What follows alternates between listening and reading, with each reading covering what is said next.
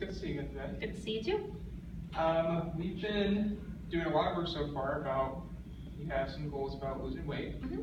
We talked a lot about it, and we have started to shift in different directions. Last week we brought in more values that you didn't come up with the first few times we talked about it. Do you mind just going over that a little bit more?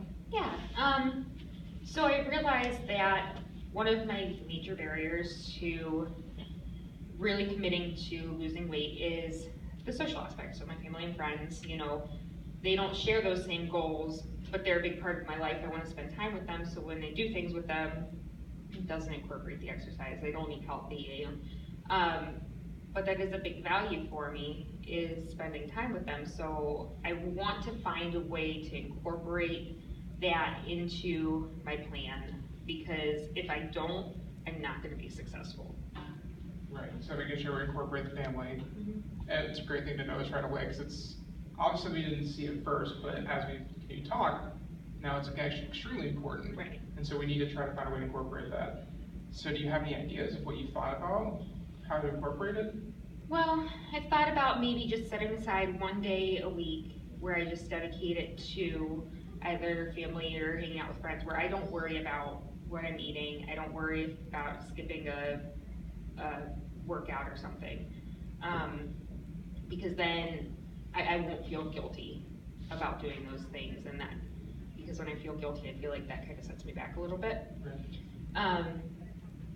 I've also thought about reaching out to a couple people. My problem is with that is I don't want to rely on somebody else for my own success. I want to rely on myself. So you want the extra help, but you don't want to necessarily rely on extra people. I want the extra help, and I would love to be able to rely on somebody else, Okay. but I don't know if I can.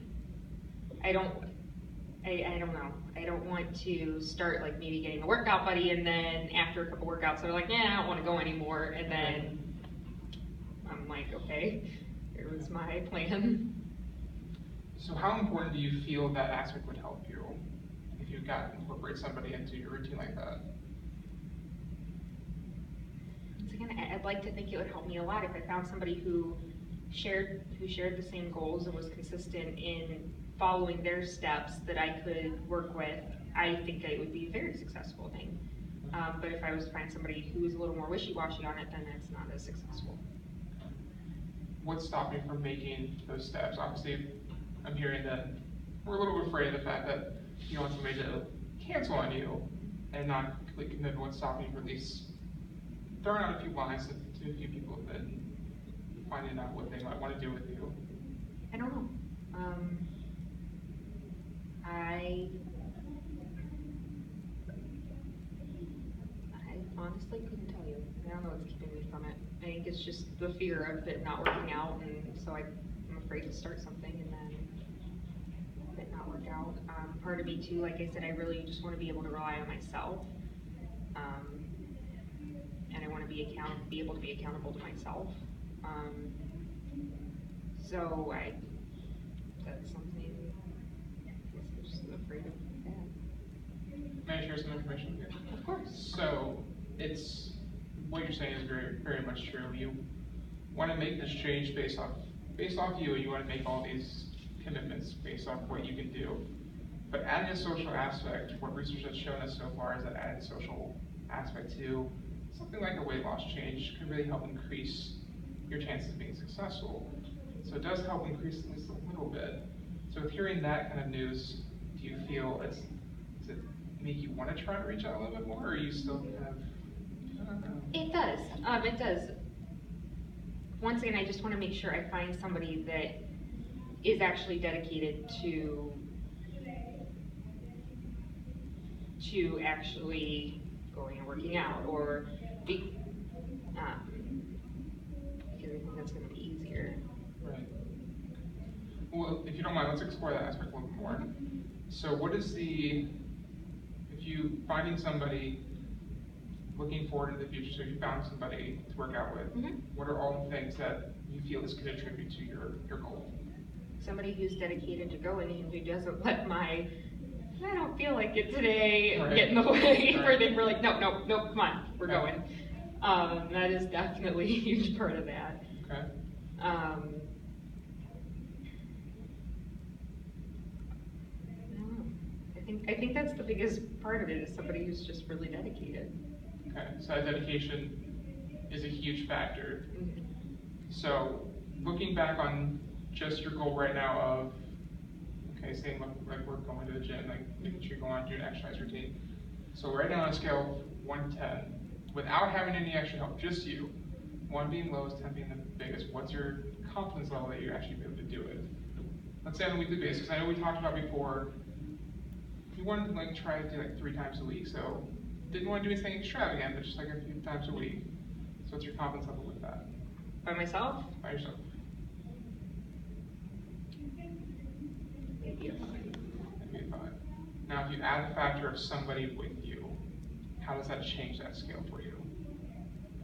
Like a 7.5. 7.5. Why not a 6 or even lower than that? Because it would give me the accountability factor, and like I said, I don't hold myself accountable. Okay, fantastic. Now, looking at the other side of that equation, so you found somebody that they were committed to potentially going with you a lot, but every now and then they did kind of check out. So what's looking forward, like how did you feel that would affect you? I feel like that would have a negative effect on me, because I would feel like that gives me permission not to go to. Okay. Because let's face it, I hate going to the gym. Right. So I don't know. I feel like if I had somebody else that's like, nah, I don't feel like going, I'm like, oh, okay, me either. So it'd give me permission not to go. All right, so going back to that scale question again, so you had the 5 as your confidence in you were going to go. So now if you ask somebody that kind of is wishy-washy, what does that change to your scale then? It'd probably be like a 4, 4.5. So drop it down a little bit. Okay, why not even further? Because there's still that part of me, like me by myself, I'm at a 5. Although somebody that doesn't want to go is still like good, because it gives me permission not to go. I mean, I still have that I do want to go, it's just actually going.